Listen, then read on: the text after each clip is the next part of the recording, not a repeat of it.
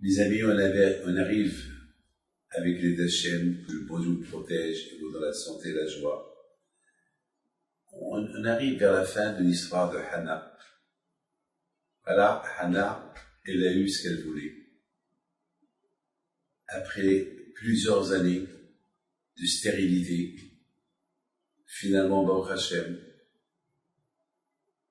avec sa prière et grâce à cette bonne midote vis-à-vis de sa belle-sœur, avec tout ce qu'elle a souffert avec elle, elle a eu ce qu'elle a voulu. Shmuel, elle a confié maintenant à Élie, et Élie l'a adopté comme son fils. Il dormait avec lui, il s'occupait de lui, parce qu'il savait le potentiel de ce garçon-là. Il savait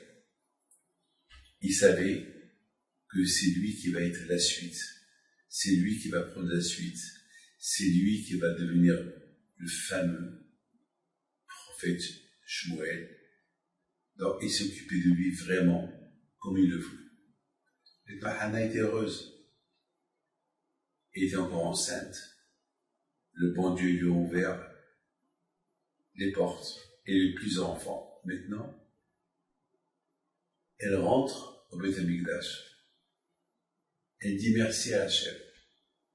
Merci à Kadosh Baruch Hu pour tout le bien que tu as fait avec moi. Miki Me'afardal, Me'ashpot Yarid Evion.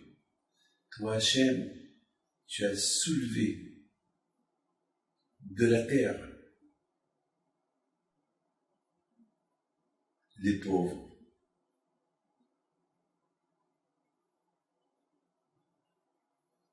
Mais Ashpot Yarid Evion, j'étais jeté, j'étais comme la poubelle. Et maintenant je suis sur un plateau en or. Et donne des éloges, et des éloges, et des éloges à Kadosh Baruch Hu. À Kadosh Baruch Hu.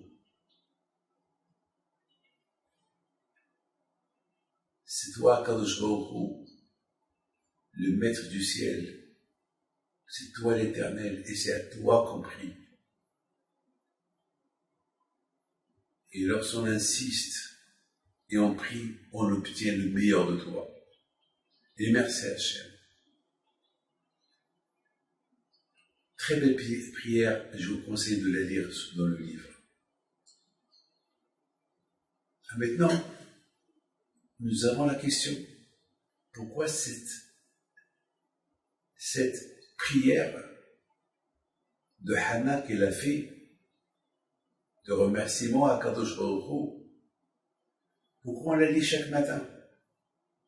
Et pourquoi on la lit aussi le jour de Rosh Hashanah, dans la Haftara? C'est la question qu'on a posée. Et c'est la raison qu'on a raconté toute l'histoire. Ah, mes amis, il faut savoir une chose. C'est quoi la carte blanche qu'on peut avoir pour réussir notre jugement à Rosh Hashanah? Il faut savoir, si j'ai mangé du taref, si j'ai pas fait Shabbat, si j'ai pas fait Mitfilin, je fais Teshuvah et le bon Dieu me pardonne. Tout ce que j'ai entre moi et Dieu, le bon Dieu me pardonne. Mais le bon Dieu ne me pardonne pas les choses que j'ai fait entre moi et mes amis. Si j'ai fait du mal à ma femme, si j'ai fait du mal à un ami, ça, quand je ne pardonne pas le jour de Rosh Hashanah, ça c'est à toi. Quand je vais au haut, dans le ciel, pardonne avec les choses liées entre nous et lui. Mais les choses liées entre nous et nos voisins, nos amis, ça, quand je ne pardonne pas. Chacun demande pardon à Kadosh Baruch Hu. Les amis, Hannah, avec toutes les souffrances qu'elle a souffert de sa belle-sœur, elle n'a jamais reporter à son mari ce qu'il lui fait sa belle-sœur. Elle a subi les hontes, des souffrances, des accusations pendant des années. Et lui pardonner. Vous savez, mes amis, je pense que c'est ça la carte blanche qui nous permet d'être acquittés à Rosh Hashanah et à Kippour. Quelqu'un qui subit des souffrances d'autres personnes, il ne répond pas, il les accepte. Aujourd'hui, on a tendance, quelqu'un qui me fait du mal, tout de suite je le rends le mal. Quelqu'un qui me vexe, je le vexe. Quelqu'un qui me fait honte, j'attends l'occasion pour le faire honte. Celui qui subit Ma'avir al-Midotav, parce que l'homme, l'être humain, il est fait de cette manière. Une belle-mère qui pique sa belle-fille, tout de suite la belle-fille, elle attaque sa belle-mère via le billet de son mari ou directement. Combien de fois aujourd'hui je connais des belles-mères et des belles-sœurs qui ne se parlent pas. Je comprends qu'il y a eu des problèmes entre eux. Mais à Rosh Hashanah, il faut que ça arrête.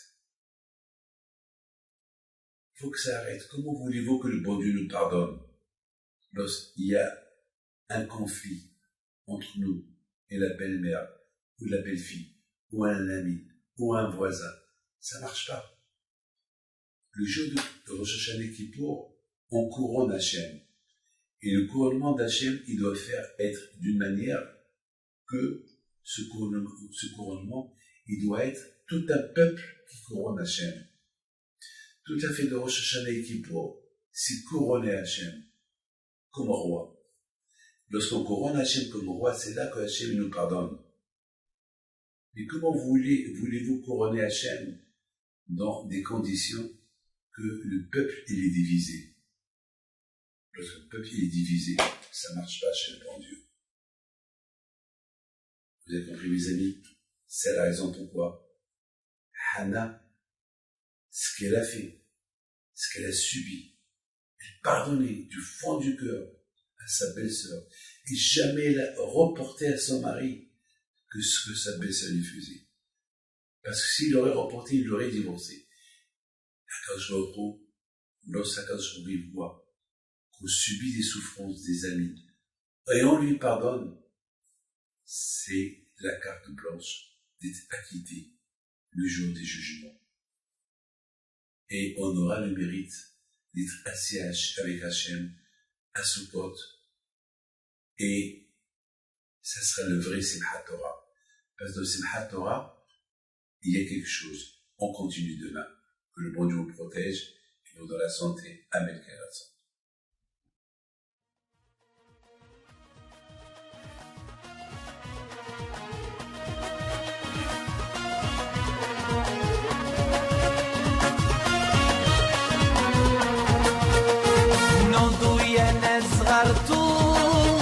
على ربيع حي بنتو وقف لنا زي خو